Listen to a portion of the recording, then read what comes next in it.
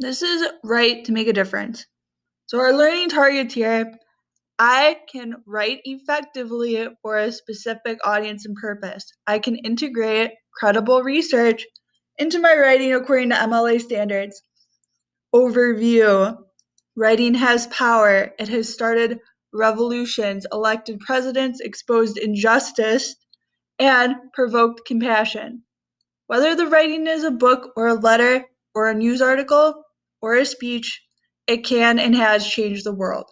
Now it's our turn to tap into this power. So the pen is mightier than the sword, as they say. Your steps are going to be to research and find a cause that is important to you. To help you think of an idea, consider these questions. What makes you mad? What inspires you? What are you passionate about? What prompts you to action? So this is a challenging project. So I want you to really think about something that matters to you, something that you actually want to change. You could write a letter to a senator, to the president, to the administration at District 205. Do something that's actually going to change something. So this is not a project where you're going to write to your classmates to try to change something. Because while that would make a change, how big of a change would it really make? Think bigger than that. So you want to challenge, don't automatically try to think of the easiest way to do something. I want you to really work hard on this. Once you find a cause, find a way that you can make a change through writing or words. So consider letters or emails to elected officials, administrators, or newspapers. You might write and deliver a speech, prepare and distribute a pamphlet, compose or publish a newspaper article or YouTube video. So the idea here is that you find something that you want to change, and then you're going to actually try to change it. Oh, you're either going to write a letter to an organization. You can make a video that you want to present to Mr. Knuth and Mr. Teskey if you want. In the past, students have written to orphanages and tried to change some like bad living conditions for orphans, written to organizations that test on animals to try to get them to stop testing on animals. Think bigger than yourself and your classmates. So this could be a speech, letter, email, YouTube video. It has to be real and practical. All right, then you're going to compose your writing project. Make sure as you write that you consider your purpose and audience. It's what we've been talking about since the beginning. You need to write something that matters. Make decisions about style, arrangement, appeals. This is going to be a standard academic type of writing. Proposal must be filled out and turned in on time, see the due date. Put your writing to work. Instead of just turning in an assignment, get your writing into the right hands. Deliver the letter. Distribute the pamphlet. Publish your work. You must show proof that you have sent or submitted your work. You're going to find an organization and you're going to change their mind about something. And then you're going to get your ideas into their hands somehow. So you're going to mail a letter. You're going to give a speech. This is a small research assignment, so all you need is 2 outside credible sources in your work. That's not going to be, these are going to be academic sources like off Google Scholar. You need to cite your sources appropriately using in-text citations, depending on your project, and a works cited. Submitted to me, both formatted according to MLA standards. Important dates: project assigned today, proposal due the 23rd. So that's Monday. I'll post that in a sec. Assuming we're going to be back in school this day, we're going to share what we came up with. The final project is worth 60 points and there's a summative grade. Argument. Rubric. The argumentative situation is real and practical. Research is used to build the argument. So you're not going to write to the president and ask him to, I don't know, something ridiculous. Ask him if zebras should be allowed as service animals in high schools, that would just be ridiculous. Real and practical. Organization and structure. You use a structure or format to specifically address your specific purpose and audience. The organization fits the content. Logical academic style writing. Grammar and mechanics. No distracting errors in your writing or project. Do not send a letter to Congress and it has a bunch of spelling mistakes in it. Works consulted cited. At least 2 outside credible sources are included. Basically, do not send a letter or give a speech or contact an organization until your project has been approved by me. The next part, the proposal, looks like this. It says, type your responses to each of the questions below. See rubric for scoring details. If you are working in a group, only one person needs to submit the proposal, but make sure I know who you're working with. What is your topic? Why is your topic important to you? Like I said before, you want to be challenged. I am challenging you to pick a topic that you actually care about and to find a cause you actually want to change.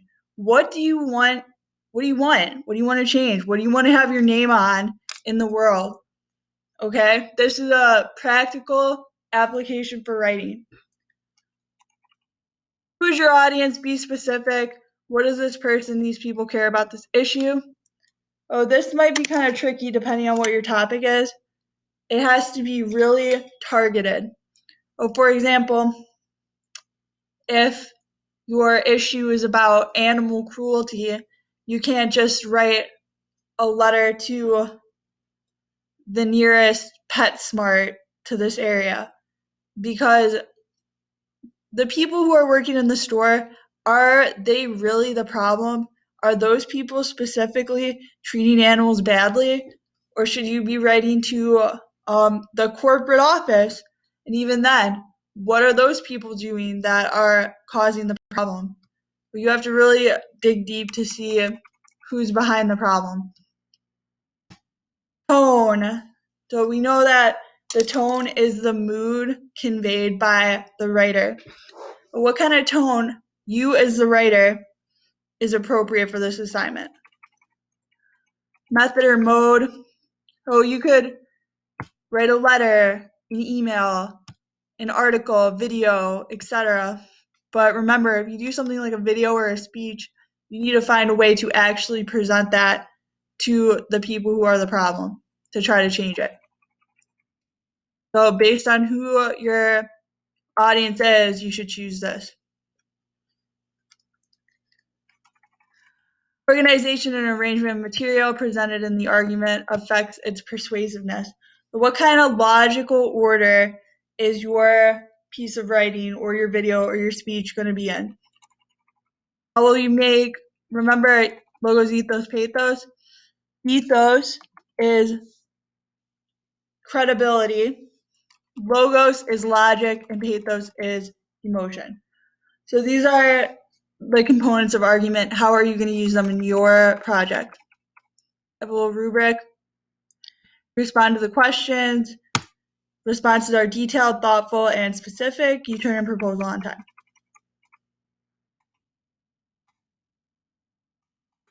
Boom. So if you scroll all the way to the next page of this assignment, I wrote a little student example. So, what is your topic? It says, we aim to write to the organization, College Board, and convince them to increase SAT, ACT time limits. This is important to us because as students, we believe a hastily taken test does not determine a person's full potential. It affects us as students because our futures and opportunities are affected by standardized tests that we believe do not measure our intellectual ability and cause students to rush and fill in random answers. Perfect response. What is your topic? Why is it important? This is our topic. This is why it matters to us. A nice thorough answer can tell that this group thought about it a lot. Who's your audience? College Board. This is our audience because this is the organization that creates the standardized test. They're providing a service to us, and as customers, we need to speak up about this issue. Good. Tone. Our tone will be serious, informative, and mature to effectively communicate our point across to a powerful organization. We do not want to come across as being immature or complaining because that would decrease the credibility of our argument. And just to add on that, you don't want to come across as preachy either. So you're writing to persuade some entity to change something, but you need to do it in a convincing way and not in a I'm right and you're wrong and you need to realize that kind of way. What method or mode will you use? So how are you going to communicate your message? Letter. We chose this because it's the most appropriate way to catch the College Board's attention. A letter is the most formal way to catch the attention of an organization this big. Okay, so they sent a letter. The organization arrangement of the material presented an argument affect its persuasiveness. What organization arrangement choices will you make? We will write an argument letter which includes claims, counterclaims, facts, data, and evidence. We will address the positive aspects of standardized testing while countering with the idea that a time limit is just counterproductive. Good. That's a good response. How will you make ethical, logical, and emotional appeals in your project? So logos, again, is logic using stats from classmates and sources. Pathos, a lot of pressure on students getting into their dream school. And ethos, personal anecdotes from our class. So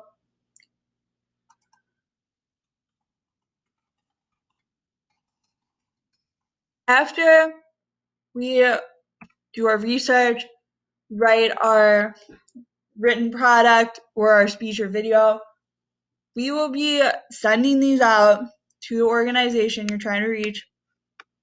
And part 2 is going to be the response we hear back. So take it seriously.